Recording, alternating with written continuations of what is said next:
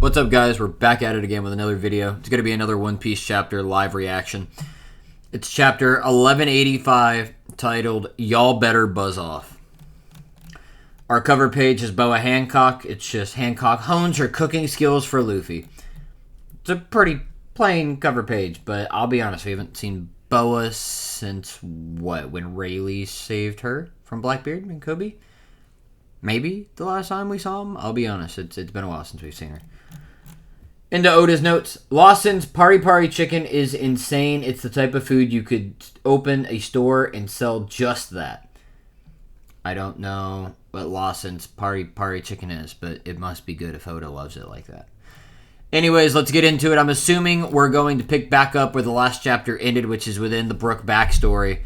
So, let's kind of see where we're going there. And that is where we're picking back up. Awesome.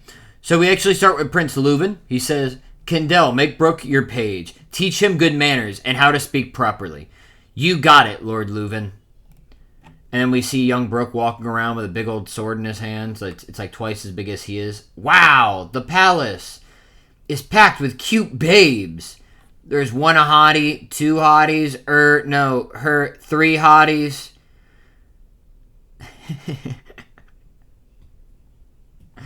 That's funny. My boy Brook literally just hated all the word in the middle. He said one hottie, two hottie, not her, three hotties.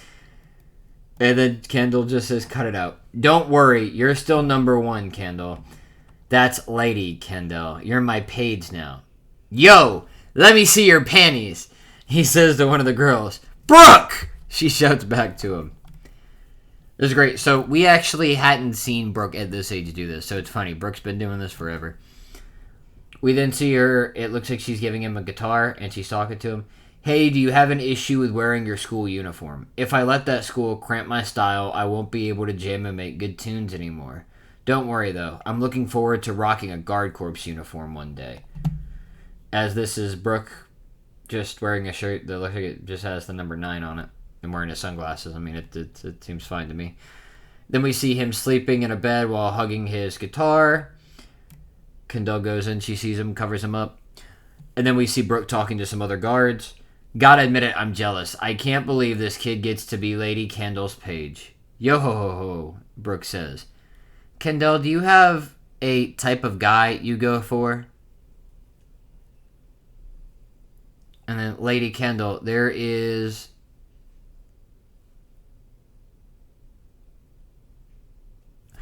So what's funny is Brook is saying, Kendall, do you have a type of guy you go for? And then it looks to be Kendall speaking, and she says, Lady, oh my bad, because she's correcting him, Lady Kendall. There is one man, but he's out of my league. Still, the reason I train so hard with the sword is to be by his side. I bet you'd get him if you dressed more like a chick instead of a dude.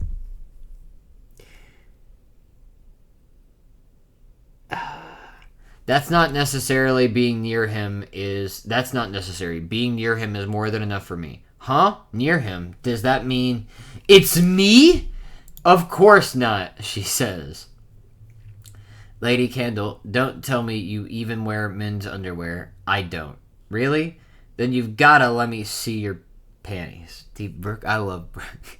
I can't believe... Little boy Brook saying this is much wilder, though, than, like, grown, skull Brook. She says, your language is not improving. You have to be polite and use honorifics when you ask someone for a favor. Well, to be fair, he did call you Lady Kendall. And then he says, would you be so kind as to show me your panties? Of course not. Just bangs him over the head. Even outside of politeness, you need to consider basic decency too. I'm going to drill good etiquette into you. Good grief. Strength and etiquette go hand in hand. What? Then I'll do my best. I mean, I shall endeavor to give it my all.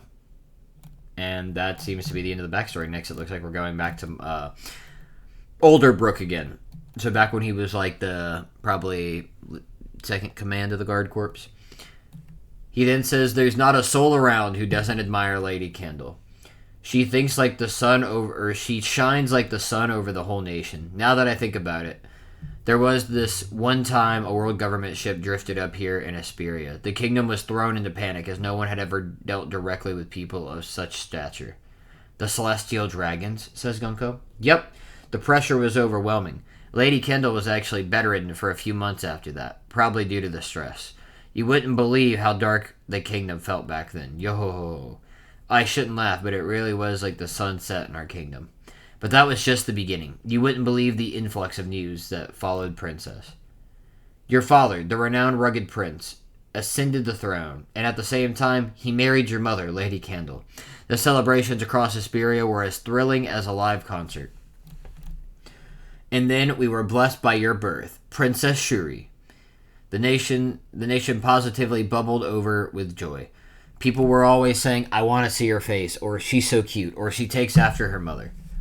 Oops, I'm getting off topic, but you get the picture. That's why I love your folks. They're my ultimate benefactors. In fact, I'd gladly relinquish my life for those two.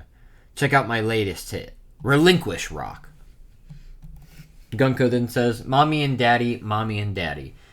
So, Brook, what would you do if I were in danger? Brook, that's obvious. I'd lay down my life in a heartbeat for you two. Is that just because I'm their daughter? She says. And he says, no, it's because you're you. You're supposed to say that wholeheartedly, without hesitation, she says, pouting. And then he gives her a lollipop, and apparently that's her thing. Her eyes just instantly go wide, and boom, she's excited. We then see Brook and her clashing swords, and then she's riding on his shoulders. Hey, Daddy, use father instead. You're not a little girl anymore. Love you too, father. And we see Leuven and Kendall looking over her.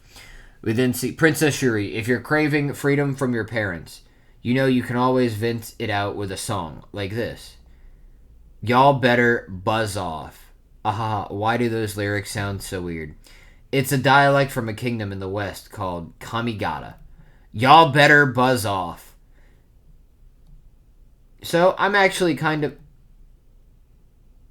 Brook's definitely asking to see that girl's panties. Have we ever heard of the Kamigata Kingdom? I wonder. And continues, we ain't pups bought off with treats. We ain't kids turned around by sweets. Brook is hurt, sick. It looks like he's hurt. And it looks like Shuri wants to cook for him. And Kendall helps show her. And then Brook's eating. He's very happy. She's sleeping. They're hugging, resting. Very nice. In Shuri's 15th year... Huh? It's out of tune, says a guy playing the guitar. The narration continues. Music died in the kingdom of Hesperia. A thick mist shrouded the country and lingered for half a year. The land's treasured instruments decayed as the mist turned to smog. The island was swallowed whole. What kind of nonsense? Music no longer echoed through the streets. Joyful melodies gave way to the sound of coughing. The toxic smog ravaged the lungs of tens of thousands and claimed the lives of hundreds. The fog will clear. It must, says Lady Kendall. And we see Brook still playing a beat-up old guitar. Let's bring on the music. Beset by one unimaginable tragedy after another, the kingdom knew nothing but suffering. Even after the fog had lifted, the scars it caused remained. And we see Lady Kendall apparently died in the middle of all this. Apparently. They're at her funeral. Shuri's crying. Brook is crying. Leuven's crying. Your Highness, we still owe the government this year's heavenly tribute, but we can't afford to pay them. And then we see Brook and Gunko practicing again. Whoa there. Princess, the way you move, sometimes it's like you could see the future. I'm gonna be just like Mommy. I mean, Mother. I think you would be well suited for that, but I doubt your father would be pleased at the notion of you fighting on the front lines, Princess. Father, he seems troubled lately. I have an idea why, but there's nothing we can do about it. I will simply follow the king to the very end. Didn't you want to become a pirate, Brook? I'm happy to put my own dreams on hold while I repay my debt to His Majesty. When the time comes, I'm going with you. Absolutely not, Brook says. Try and stop me, she says. And then we see King Leuven, who looks pretty ravaged at this point. He looks kind of beat up. He says, the world government is our enemy. This means war. What? The people say. Brook says, understood. Commander, your majesty, I just ask that you tell us all your reasoning first, they say. And then Leuven says, Brook, they demanded 1,000 slaves. That is the only way they would waive this year's heavenly tribute. Slavery in the Holy Land is a fate worse than death. No way, the people say. The government's armada will arrive in 2 months, and I have no intention of choosing human sacrifices to hand over to them. Is our country done for, Commander? Don't all non-member nations turn into lawless zones? Are they really going to loot us for everything we've got? Apparently there was once a nation in the West Blue that disappeared too. I've heard there's all these tales out there, out where the deadly sea wind wails, about a land that makes the mighty shake with fear, a land they won't come near, a home for the samurai and them giant.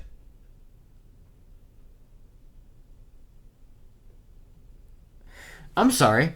Is he singing about Wano and Elbaf?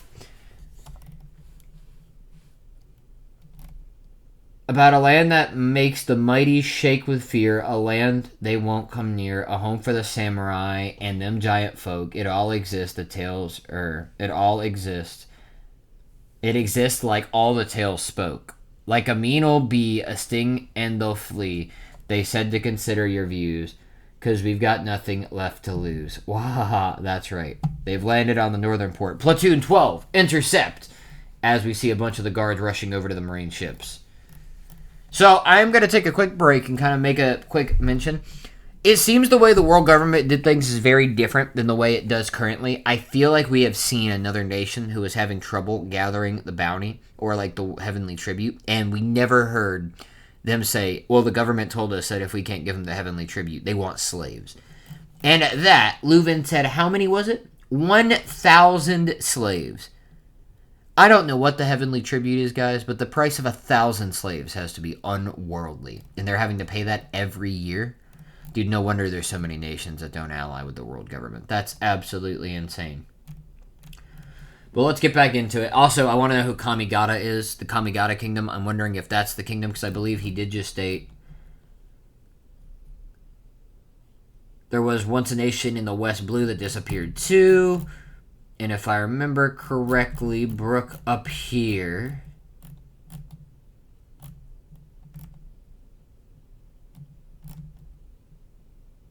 Yeah, a kingdom in the west called Kamigata. So I'm wondering if Brook comes from there, potentially, or how he knows of there. And that's probably the land he's also talking about farther down here with the world government. But all right, let's get back to it. The Marine ships need to pull up at the port. Y'all better buzz off. Nobody said there'd be this many of them. Don't let them set foot on the island. And then once again, it says, y'all better buzz off. We're out here on the map's edge, but don't y'all scoff. Our name ain't something that can't be wiped with ease. As we see Brook just closing his sword, going through some, running through some, I guess, Marines. You'll find taking our home ain't gonna be no breeze. As he just cuts through a bunch of guys in his way. Commander, the enemy has breached the palace. I'll hold the barricade at the staircase. Why can't I fight too, says Shuri. That's out of the question. We'll be at their mercy if they capture you, says Leuven. And then some of the Marines and guards, don't you have any crazy ideas now, Princess? It's a raider. Oh man, Princess, the garden we always walked in. It's been set ablaze. As this is Brook coming through to save them. Just cutting down more guys. Dude, he's cutting down people left and right on his way to the palace. This is wild. Oh, your majesty, the junkyard we used to play in has been reduced to a hellish inferno. Oh, this is kind of sad. Y'all better buzz off. Y'all better buzz off. The edge of the map's a hell of a sight, 'cause it shines mighty bright. If we finally snap for real, that shaking is all you'll feel. Your Majesty, Princess Shuri, as he's running up the stairs. And right when he gets to the door,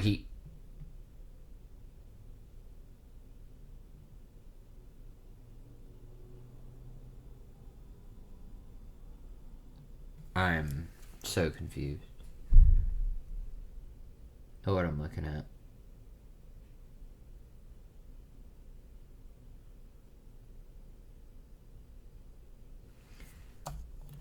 So Brook walks in to the palace.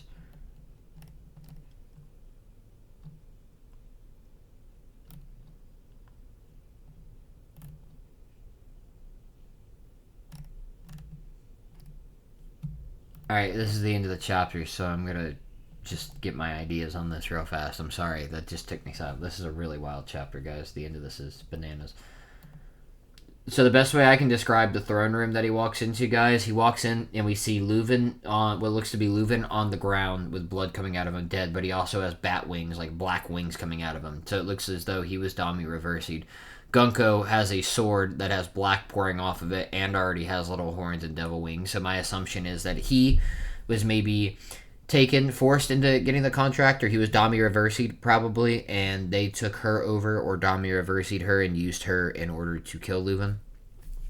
There's also a big guy back behind them who is certainly a God's Knight based on how he's dressed, but all we see of him is literally his body in the background, like how he's dressed and all, his general aesthetic, and then we see a close-up of his, like him smoking a cigarette, but we can't actually see his face. It's covered by the smoke and then his hat kind of down covering his eyes.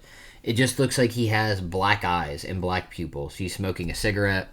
He's a bigger guy, like big, wide. And then onto the left side of the screen, right behind Leuven and Kendall, there is a black fiery figure that to me resembles... We could say that it's Emu, and I guess it could be. I don't think Emu looked like that when it was attacking Sabo in Marijois, but it kind of looks like how Emu did when he was attacking Sabo. If it's not that, then I'm pretty sure this is one of the Gorosei. This is Marcus Mars, if I'm not mistaken. He's the tall guy who back in the day we used to call Gandalf's uncle, or Gandalf's brother, rather. Or Gonfal's brother, not Gandalf, but he turns into the big bird yokai monster. That's what this looks like. It looks like the big bird yokai monster. It's like it's got the same eyes. It has like a little fire coming off of its head. So I think one of the Gorosei is here. Brought one of the God's Knights, and I guess they had already decided that they were gonna make Gunko join them, and they just Dami reversed Leuven and then had her kill him. But yeah, we see Leuven on the ground. There's definitely horns coming out of his head too. Yep, Andy's got the wings. Brook is just in shock. He has no idea what he's looking at. And then we just see Gunko looking down, saying nothing. The guy smoking with dots coming off. And then she says, worried about the war? It's already over, Brook. And then Brook is just still in silence, so confused. And Gunko says, aren't you happy? One Piece chapter 1185 end, and we're going on break, which is shocking because I'm pretty sure we were on break last week. Definitely a good chapter. Kind of wild. I'm hoping we stay in Brook's flashback for at least one more chapter, but based on how this one's ending, I think we got about half a chapter left. I think within next chapter, we're probably going to go back to the present day, and Brook's going to try to tell us what he thinks is going on based on his newest, like his information he's getting now on Elbaf, and what he got from Egghead, and then what happened then. A lot of respect for Leuven. I'm looking forward to seeing the situation that got him killed. I'm interested in finding out what the Kamigata Kingdom is and where it comes from. How Brook knows about it, because that's important too. Lots of little stuff. Little notes we can definitely take from this chapter. More stuff we're going to have to find out. I do feel bad for Leuven, though. He's a great guy. And I'm betting that the smoke was probably sent by the world government or somebody and was used to probably kill her on purpose and used to make them poor so that way they couldn't keep getting their using their instruments and making money, and then they would inevitably have to send slaves and or the country would have to fall. And that could be the thing the whole time. For all we know, it could be like I theorized a couple weeks ago that Kendall is actually a God's Knight. She's a bad person and she only faked her death and she's not actually dead. It's kind of what I'm thinking, but we'll see. Good chapter. A lot of cool Brook stuff, honestly.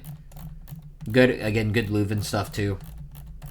Some world building and hearing about the Kamigata Kingdom and finding out how what the world government does if you can't pay the heavenly tribute. But interestingly enough, I thought they just excommunicated you from the world government, and then it was like, all right, lawless lands. Marines aren't going to help you anymore. But it seems more like they kind of tell you, hey, you've been giving us the heavenly tribute, and now you're saying you can't. Well, we're going to give you the option. You can either give us the heavenly tribute, you can give us 1,000 slaves, or we're just going to come and take everything we want from you. That's a threat. That's not. I wouldn't call that a world government. That's like a dictatorship. That's like literally them just taking over different countries in the world and ruling by force. It seemed to be like prior to this, I thought it was like the countries who just had the wealth and the ability to give to the world government probably did it because it got them that safety and those extra probably trade with other nations from the world government. Again, the safety from with the Marines. But I figured it was mostly safety from pirates. It seems like they were kind of like how old gangsters and like the mafia kind of used to do, right? Where they would set up protection for places, and the main thing they're protecting them from is themselves and other gangs just like them. So the world government is more or less just protecting the people from themselves, mogging the country if they decide to pay them. So they're pretty much just blackmailing them, or not blackmailing them, but kind of just, shaking them down like, yep, you're going to give us this tribute, and if you don't, we're going to destroy your country. Wild. I guess they seem to be more about it back then. Maybe the too much technology in the modern day has made it so they can't do this anymore. That could be it. Transponder snails, you know what I mean? Because we haven't seen, to be fair, a single actually we have. We heard about snails being used in the first flashback chapter. But we don't really see a lot of them. So maybe there's not the video recording ones or anything like that. So maybe they can't go as far distance-wise. Who knows? But I'm intrigued for us to get some answers to some of these questions. It was a really good chapter, though. The end of it definitely left me a little speechless. And prior to that, honestly, it was just a good chapter. I like Brook. I like Shuri. I love Brook, and I like Shuri. And I think Leuven's freaking great. I'm up in the air with Kendall. If she died, like she actually died, her character's pretty flat for her to be so pretty and, like, cool designed, and for her to have all these, like, this quirkiness in her character and how she's dealing with Brook and all this, for her to just die off screen from an illness, kind of, I'm not, I don't know. So I'm just not sure. But anyways, we're just going to stop right there. If you guys are still watching, please go ahead and like the video, leave a comment, subscribe to the channel so that way you don't miss anything else, and I will see you guys back at it with another video. Later. Bye.